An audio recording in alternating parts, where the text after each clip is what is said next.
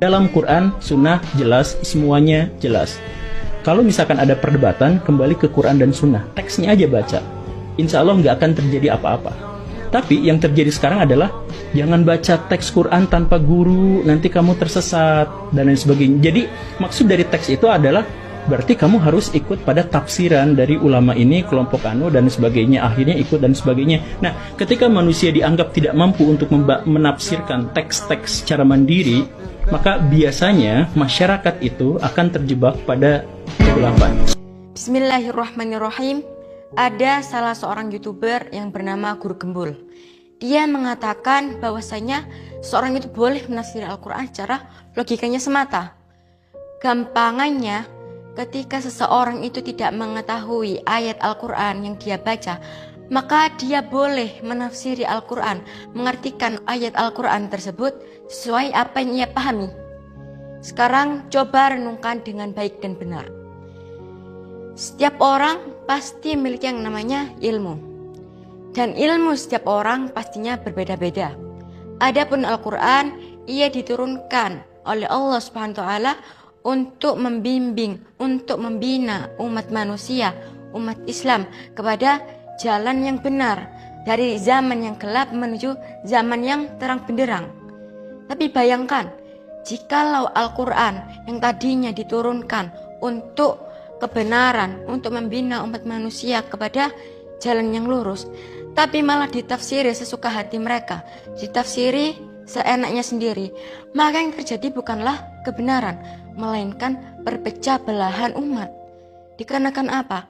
Karena kan jikalau mereka menafsiri Al-Quran sesuai apa yang mereka pahami, maka pastinya tidak akan terjadi kebenaran ini, yang melainkan adalah perpecah belahan umat. Hal ini terjadi dikarenakan sempitnya pemikiran mereka, apalagi mereka-mereka yang tidak paham agama. Bahkan yang mengatakan boleh menafsiri Al-Quran sesuai logikanya semata, belum tentu dia adalah orang yang paham agama. Lagi pula, menafsiri Al-Quran sesuai logikanya semata justru diharamkan di dalam agama Islam. Dikarenakan apa? Dikarenakan jika seseorang itu menafsiri Al-Quran sesuai logika, maka kelak di akhirat ia diancam oleh Allah Subhanahu wa Ta'ala. Seperti yang disabdakan Nabi Muhammad SAW, qala Rasulullah SAW, wa man qala fil Qur'ani bi ra'yihi falyatabawwa maq'adahu minan nar.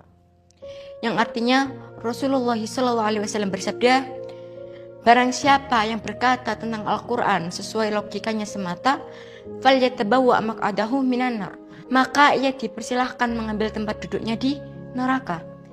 Hadis ini diriwayatkan oleh Imam Tirmidzi dan sanad hadis ini ialah hasan. Jika ditinjau dari hadis tersebut, kita bisa melihat bahwasanya orang yang menafsiri Al-Quran sesuka hati mereka, sesuai logika mereka, maka sama saja ia seperti menyiapkan bencana, petaka di akhir hayatnya kelak. Lantas bagaimana? Apakah ada cara untuk menafsiri Al-Quran secara baik dan benar? Nah, di sini Imam Ibnu Katsir mengatakan bahwasanya ada 4 cara yang paling terbaik untuk menafsiri Al-Quran. Yang pertama, yakni menafsiri ayat Al-Quran dengan ayat Al-Quran yang lainnya. Maksudnya bagaimana?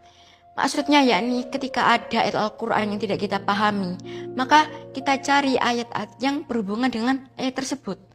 Yang mana ayat-ayat itu bisa dikatakan ayat yang mujmal atau ayat global. Yang mana dengan kita melihat tafsiran dari ayat itu, kita bisa mengetahui arti dari ayat dimaksud oleh Allah Subhanahu wa Ta'ala.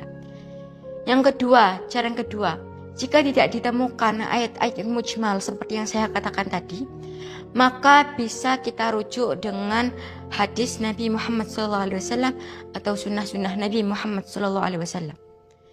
Lantas jika tidak ditemukan juga cara pada hal sunnah maupun Al-Quran, maka gunakanlah cara yang ketiga, yakni apa?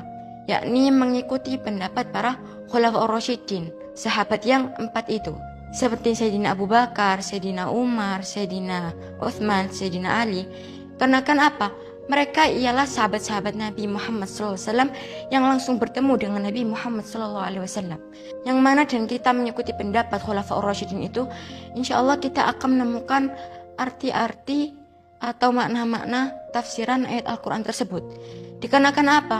Khulafaur Rasyidin ialah sahabat Nabi Muhammad SAW yang langsung bertemu dengan Nabi Muhammad, yang mana jelas mereka lebih tahu arti ayat tersebut.